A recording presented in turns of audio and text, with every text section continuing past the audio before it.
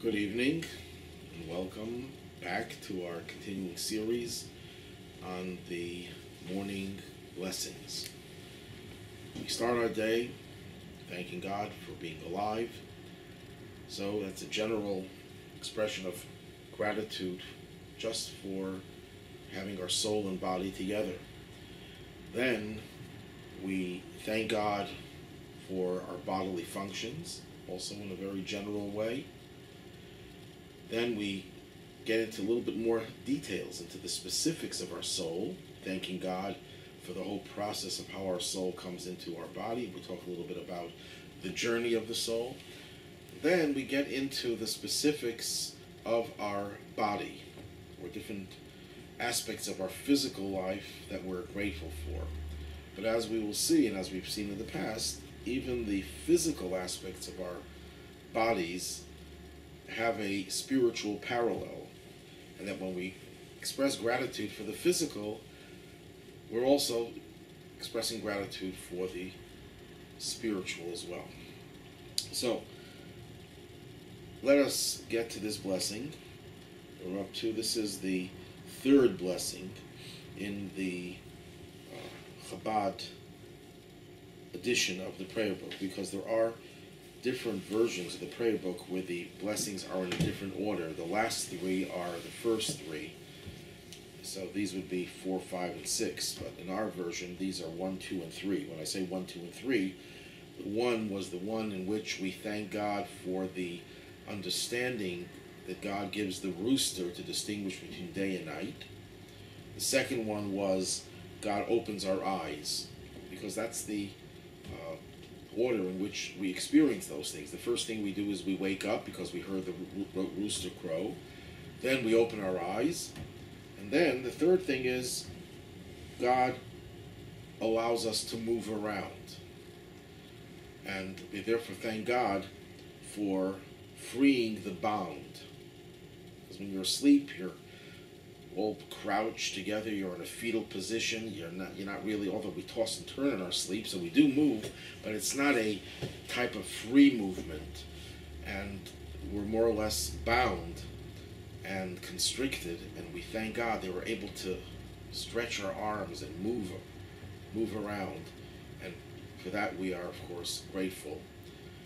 If we just look at the people who tragically are not able to move their limbs, people who are suffering from different forms of paralysis, we could really get excited about the fact that we have the ability to move our limbs. You can imagine the joy of someone who is paralyzed, and then through some type of a miracle cure or surgery or whatever, they're able to move around. You can imagine the joy that they will experience. Well, that's the joy we should try to experience in the morning. That's the simple understanding of this blessing, that we should be grateful to God for our ability to move around.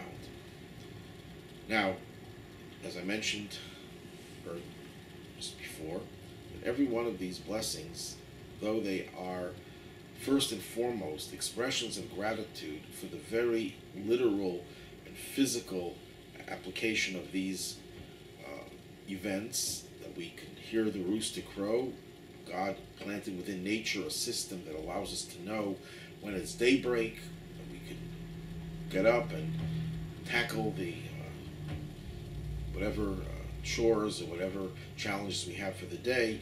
We're grateful to God that we can open our eyes and we can move around. But there's also a deeper meaning, and it goes also in order. The first two blessings deal with our intellectual abilities. First of all, we say, thank God that you gave us the understanding to distinguish between day and night, between good and evil. That is the metaphoric understanding of the rooster knowing the difference between day and night. Actually, according to one translation that we discussed last week, the Hebrew word that is used here, a very unusual word, sechvi, besides meaning rooster, also means the heart, that God endowed us with the ability to discern between good and evil, between light and darkness, day and night. So the first thing is the bina, the understanding, the power of discernment. That's the first intellectual power that we're grateful for, that enables us to distinguish between right and wrong. Then we go to the second blessing, that God opens our eyes. Opening of our eyes is also, besides the literal meaning, that God gives us the ability to see through things, to see within things, to see things in context, to see things beyond the surface view of something. He allows us to see the divine within the physical. He allows us to see the inside of another person. Because it's not enough just to have understanding. You have to also have insight to be able to see within that which might be to an animal just another object. We discussed the fact that if an animal is walking down the street and there's $100 bill on the ground, he'll still trample it and destroy it. If there's a little baby, it will not necessarily avoid stepping on it because it has no sense of what it is that it is stepping on. It can see. Some animals have better vision than humans, but they don't really see in terms of the intellectual, the moral, the ethical way of seeing things. So for that we're grateful. So now that we've thanked God for our intellectual prowess, both the bina, the understanding, the power of discernment, and then the power of seeing things in depth, what is the next spiritual thing for which we have to thank God? It's not enough to have understanding. Human beings obviously distinguish themselves from animals in terms of their intellect. Not only intellect, deductive reasoning, but ability to see beneath the surface, within the interior of things that an animal can't see. But that's not enough. It's not enough for a human being to have an intellectual understanding of what's right and what's wrong. It's better than not having the understanding, obviously, which is unfortunately so pervasive in our society today, where there are no rights and wrongs. There is no black and white. There's no good and evil. Everything is relative and situational. That, unfortunately, is a product of the degeneration of our society, which is a separate topic. I don't want to go into that right now, because we're living in an age where we're seeing contradictory trends. On one hand, there's a trend of growth, of spiritual development, spiritual sensitivity and awareness that is unprecedented, and at the same time we're seeing the degeneration of the world in terms of its moral values and in terms of what people believe is right or wrong. But that's for a different discussion. But we suffice it to say that we're lucky that we do have this bina, this understanding, this power of discernment, that we do have this vision to see things beyond the surface appearance of things. But that's still not enough. We do have to have the requisite emotions to complement the intellectual view of things. It's not enough to know, you have to then feel, you have to emote. And when a person is asleep, they're obviously not capable of emoting. They're not capable of having a relationship. They're not capable of expressing themselves. So in a certain sense, when you're asleep, you're in a prison, because you can't express your emotions, you can't communicate with others. Now, that would seem to suggest that sleep perhaps is a negative phenomenon, a necessary evil. No, that's certainly not the way Judaism views sleep or any other natural tendency, a natural experience. God created us with a need to sleep because sleep is a positive thing. First of all, physically, it's when we rejuvenate ourselves. Also, emotionally, it gives us the ability to start off a new day, to leave behind the sorrows and the travail of the day before, which would weigh very heavily on us and be a very difficult burden that would make it hard for us to accomplish anything the next day. It's what gives us the incentive to start a new project, as if the past is the past. Now we're starting a new day, a new experience, so sleep helps you do that as well. But even perhaps more significantly, sleep is also a spiritual experience. We're told that when a person sleeps, the soul, which withdraws some of its energy from the body, doesn't just stay in one place. The soul reconnects to its source, like recharging of a battery. What is its source? The soul's source is in Gan Eden, in paradise, in the spiritual realms, where other souls that have left this world reside. And depending on whether the person behaved properly during the day, their soul will go to better and higher places during the night, and will enjoy the presence and the company of other great souls with whom they will engage in spiritual experiences, such as Torah study, on a more spiritual plane. And that rejuvenates the soul, so when the soul comes back into the body could have more spiritual insight. In fact, there are cases and there are stories, and these are not just stories passed down orally, but they're actually in writing. People would write this. Some of the greatest scholars would write that I had a question, I went to sleep with a question, I woke up with an answer, because I was given the answer in my dream.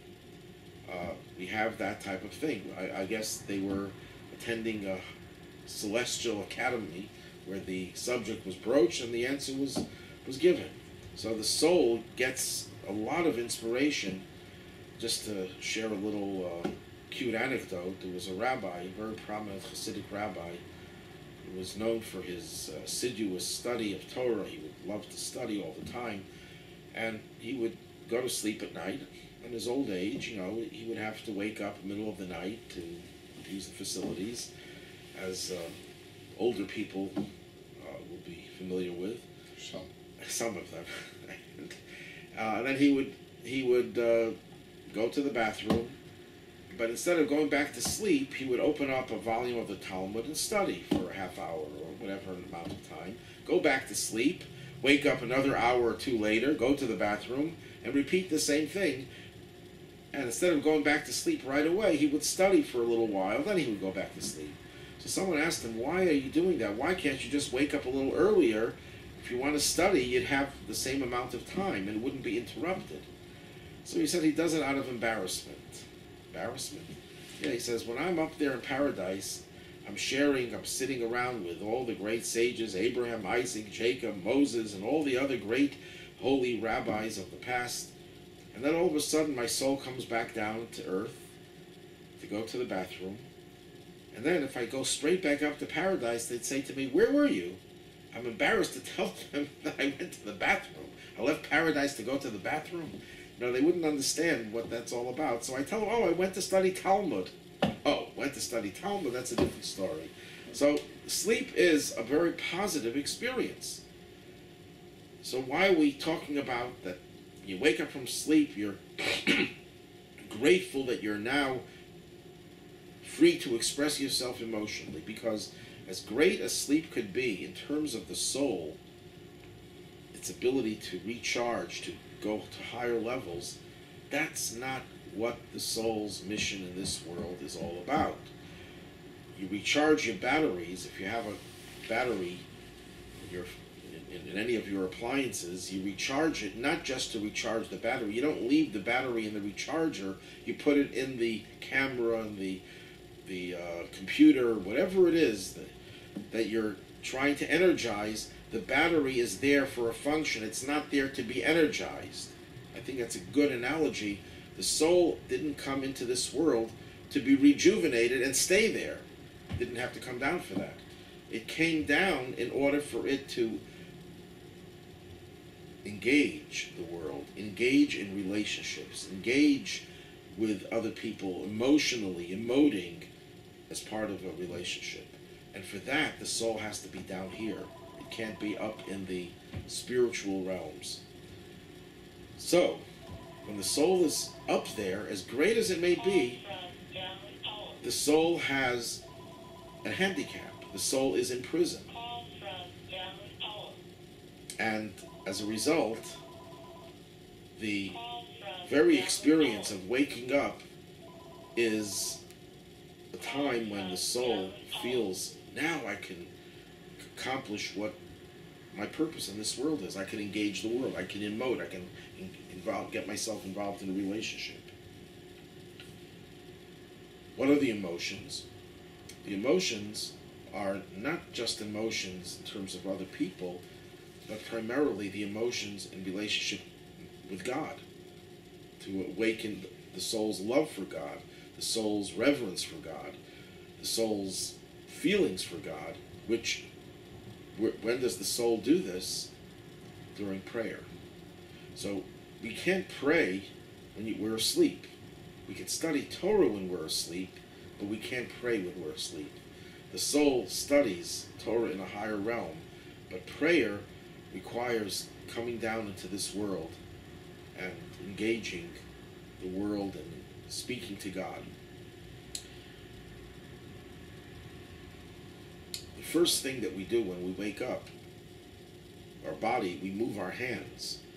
The third Chabad Rabbi, known as the Tzemach Tzedek, in his work called Or HaTorah. These are two voluminous works. Tzemach Tzedek is about a 10-volume work. Or HaTorah is about a 50-volume work, which is just a drop in the bucket of his writings on all aspects of Jewish knowledge. He was probably one of, if not the most prolific writer in all of Jewish history. According to the Rabbi, this is just a parenthetical statement, the tradition in Chabad is that he had written 480,000 pages of manuscripts, of which we probably have now close to 100 volumes of his writings. Most of his writings were destroyed in fires. But at any rate, that was just a little bit of history. This Hasidic rabbi writes that, based on the Zohar, that the hands are expressive of our emotions. Because what the hands are physically, our emotions are emotionally. They're the same thing. Hands is what we use to interact with others. We give through our hand, we take through our hand.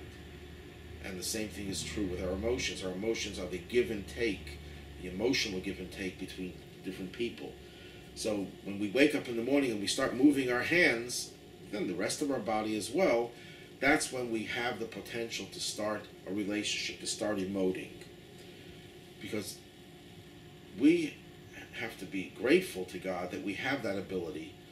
Because without that ability, even if we're awake and even if we're endowed with great intellectual abilities, we're still in prison.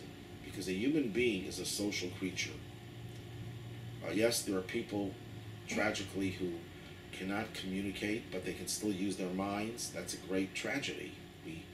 We can imagine the suffering and pain of someone who's trapped in his own body, because there's nothing more painful than a human being who's trying to express himself and can't. And that is what prison is. You know, this is again a little bit of a parenthetical statement, but I think it's important to emphasize that the Rebbe would always talk about how prison as a punishment does not exist in Jewish tradition. If you look throughout the entire Torah, the entire Talmud, prison was only used as a temporary place to keep a person who was charged with a crime before the trial is over, before the person is sentenced to whatever punishment, to keep the person there from escaping. Prison could be used as a temporary punishment or protection of society from a person who was a threat to society, but as a punishment for a person, that does not exist in Jewish tradition. And the Rebbe would explain, because a punishment means that you're giving the person the ability to rehabilitate himself or to cleanse himself, to atone. And sometimes the punishment may be very harsh, including capital punishment, which exists in Jewish law. Theoretically, it's very hard for it to be applied, but it did exist because that might be the only way the soul can be cleansed. However, if you put someone in prison, what are you doing? You're taking a human being who still has potential, who has the ability to accomplish things, to have relationships and thereby change the world, and you're saying, no, you can't do it. That's the most serious type of torture that you could subject a person to. In a way, it's worse than death. Because in death, at least, the soul is expiated. The soul is atoned for. The soul is cleansed. So the soul can go on to the next world and do whatever souls do in the next world without any impediments. But to keep a soul in a body and not allow the body to function. Now, if a person is, God forbid, ill and they can't function, well, then they don't have the potential. But you're in prison, so you have the potential if you're in good health, and you can't fulfill your potential. There's no greater pain than that. In other words, not having the potential is not as bad as having it and not being able to exercise that ability to fulfill and realize the capabilities and the potentials that you have. So that's what prison is. A person who can't move is in a prison of sorts. And if you're emotionally incapable of expressing yourself, then you are also in a prison. And the worst type of prison is solitary confinement, because you don't have the ability to have a relationship with anyone, not even with your fellow inmates, to a much greater extent than if you just be part of the regular prison population. So we are grateful to God that we wake up in the morning and we could express our emotions.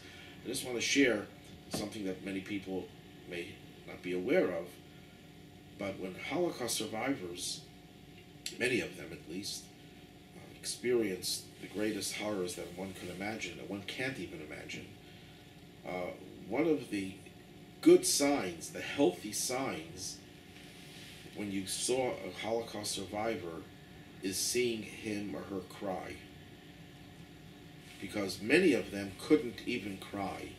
They had no emotions. Their emotions were destroyed. And because of that, it was hard for them to engage in a relationship, to get married. So when they were able to cry, you knew that they were on the way to recovery. And I know this from a relative of a relative who lived, he wasn't a Holocaust survivor, he was in Russia, in, I believe it was Uzbekistan, Samarkand, whatever, one of those southern Russian areas where a lot of Jews escaping the Germans entering into the Soviet Union, that's where they fled, and there was terrible famine. People were dying like flies, dying of starvation. And this particular rabbi that I knew very well, the father-in-law of my brother-in-law, when he was a kid, he saw his own siblings die of starvation, his own friends and relatives, and the kid was not able to express any emotion. And he had an older chassid who took him under his wings and helped him and acted as a surrogate parent for him. And it was interesting. He writes this story of how he was probably about 13 years old. This man took him to the celebration of Simchas Torah, the most joyous day of the year, when everyone dances with the Torah.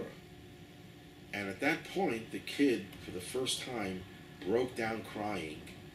And the man was so happy. He was exhilarated.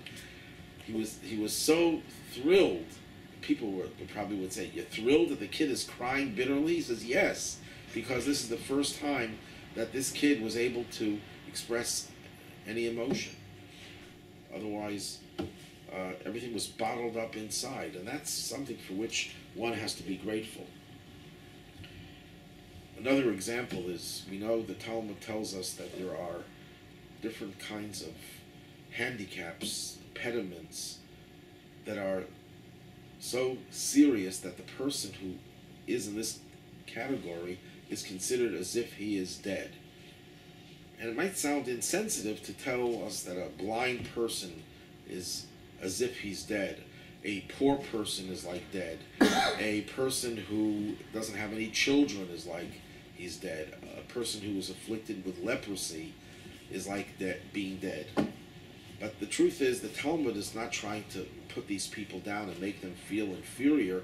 The Talmud is trying to tell us something, that when you see a person in these states, you have to realize that they could become isolated from the rest of the community.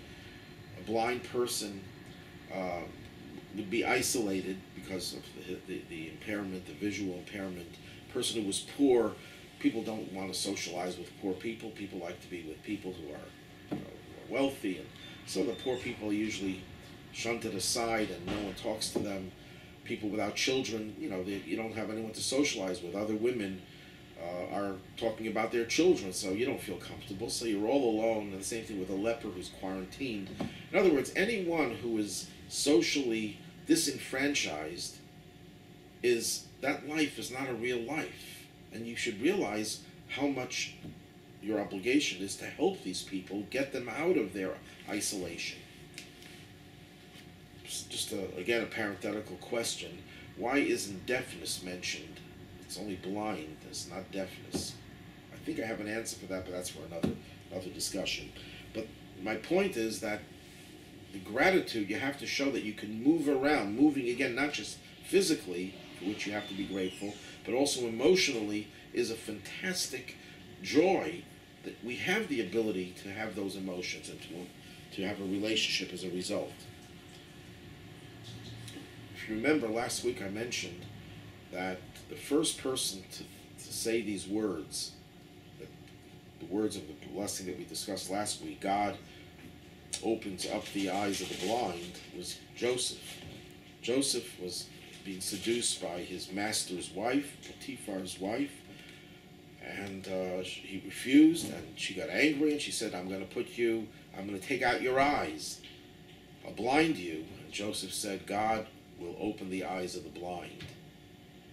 Then she said, I will imprison you, which she did in the end. And he says, God frees the prisoners. He used this expression, God matir asurim, he unties the bound.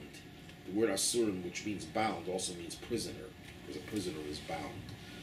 So Joseph was the first person who experienced that joy of being released from prison. And the importance of this blessing is understood in the context of someone, as I mentioned, who is in prison and freed. Imagine how they feel. That's how we have to feel in the morning.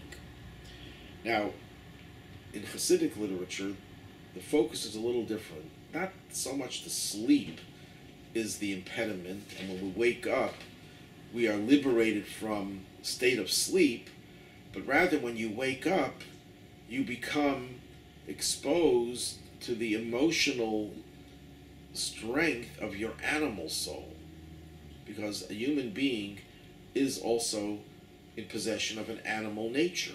We are physical beings that have physical needs and desires, and unless we have a strong spiritual counter force, the animal within us will dominate. So when you wake up, when you're sleeping, the animal can't dominate because you're asleep.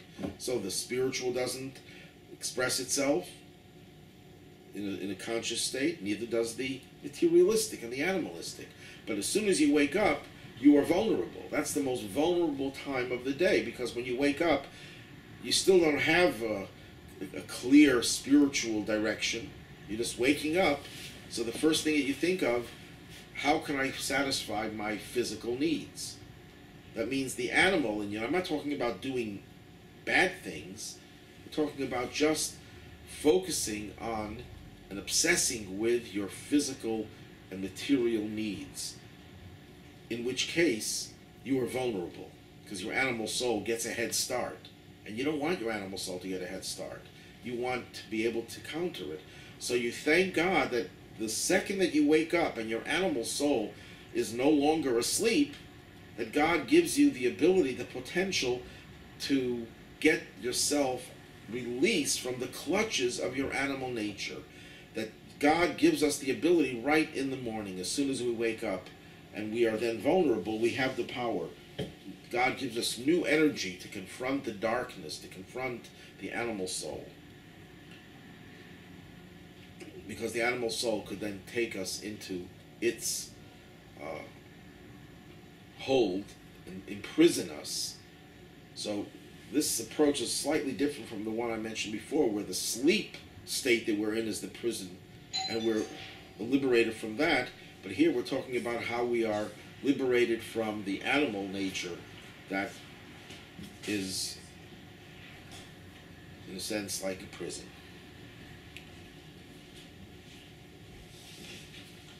Another aspect of gratitude that we have to focus on is paralysis.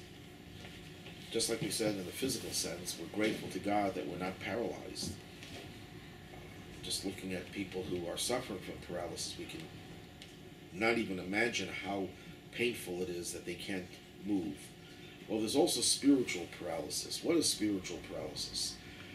A person, God forbid, suffers from a stroke. That means the body is no longer controlled by the mind. The mind is detached from other parts of the body. So the person can't speak, the person can't move. Well, the key point over here is that there's no cohesiveness to our existence. What makes our existence cohesive and unified is that the mind controls everything, because every part of our being is connected to that source. But when a person loses that connectivity, suffers a spiritual stroke, then there's a problem. Every limb has to be moved separately, exercised separately. They don't move in tandem. There's no coordination. That's a very serious problem. So when we wake up in the morning and we see that we're coordinated, not just physically, but spiritually, emotionally, we are grateful to God. There's a discourse of the first Chabad Rebbe, the Alter Rebbe, and he bases it on a passage in the Talmud, but he explains it mystically, that before the Messianic age, we will experience a surge of power that will paralyze us. It'll be like a stroke, where we become disjointed and disconnected, fragmented. As a community, we're all going in different directions. And that is the state of a very serious negative state, but that will be followed, he says, by another surge of energy that will just bring everything together. So in a certain sense, when we wake up in the morning, we get a little taste of that second surge that puts our body together. Because when we're sleeping, we're like paralyzed. Our limbs and organs don't work in sync with one another. We're not coordinated. When you wake up in the morning, God gives you the power of coordination. It's a little bit of an experience of the future that we're going to experience, when the whole world will become coordinated, that we'll all be connected to the head. We will not be paralyzed, God forbid.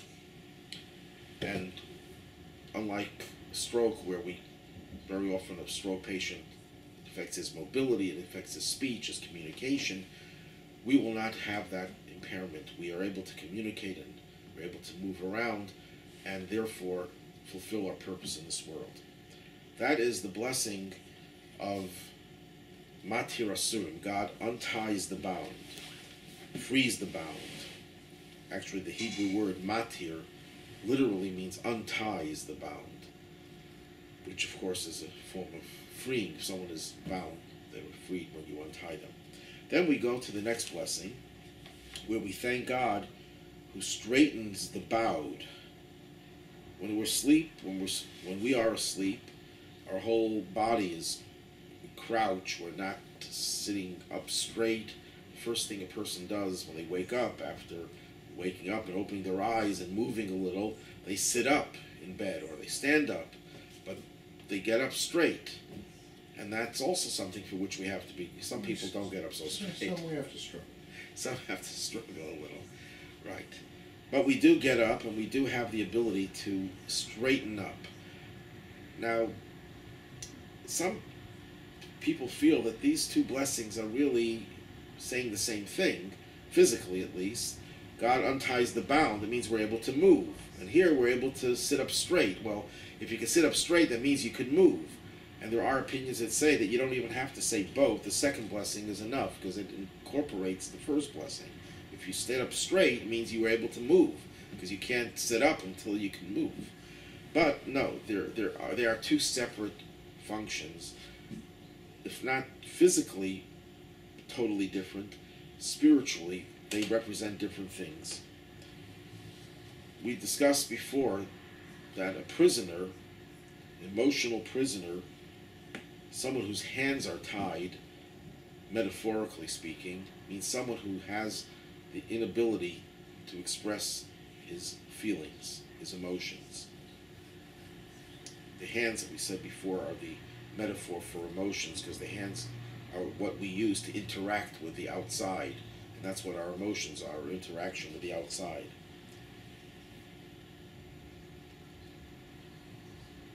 Before we spoke about how the first blessing, we thank God for our mind. We understand the difference between right and wrong. We see the divine. We see the deeper meaning of things. That's all intellectual.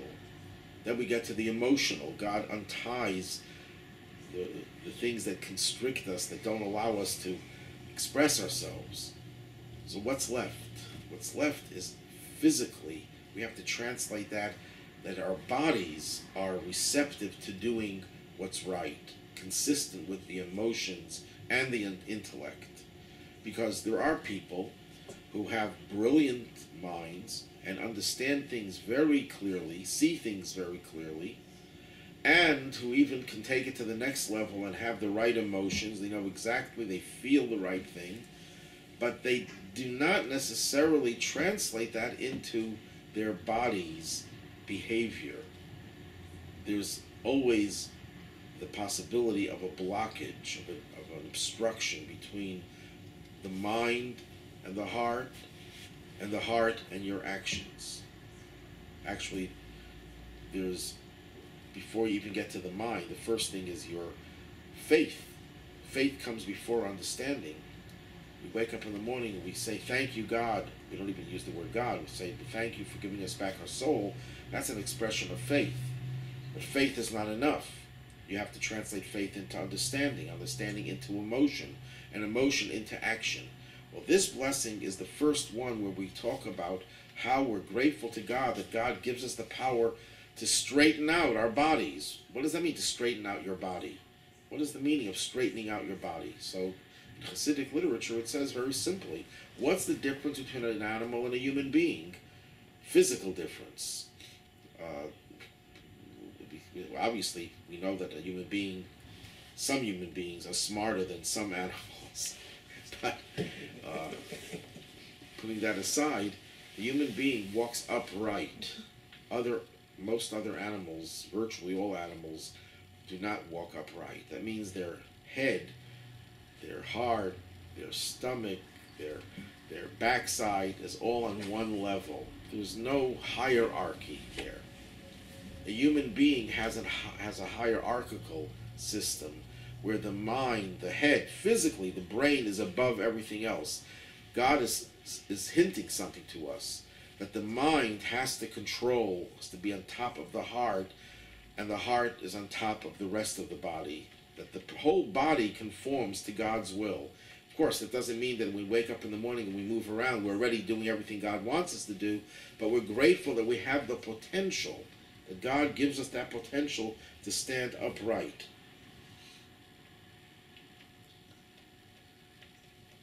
So we're now at a point where we're spiritual mature.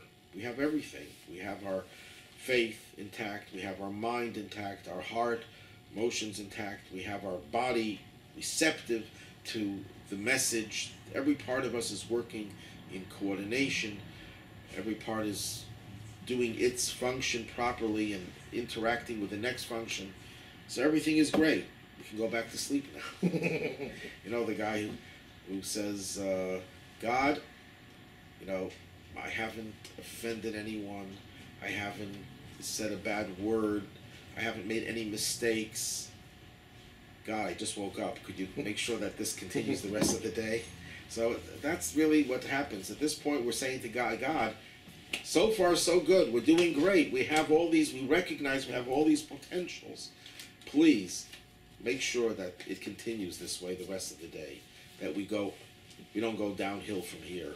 But we fortify ourselves in the morning by saying these blessings with the awareness that these are our powers, these are our faculties that God has given us, that gives us the ability to take on the rest of the day. So we have everything. We have the potential of knowledge. We can see the divine in everything. Our emotions are free. Our mind controls our emotions and our actions. And we're ready to go out now. But we can't go out before we get dressed, and that's for the next class.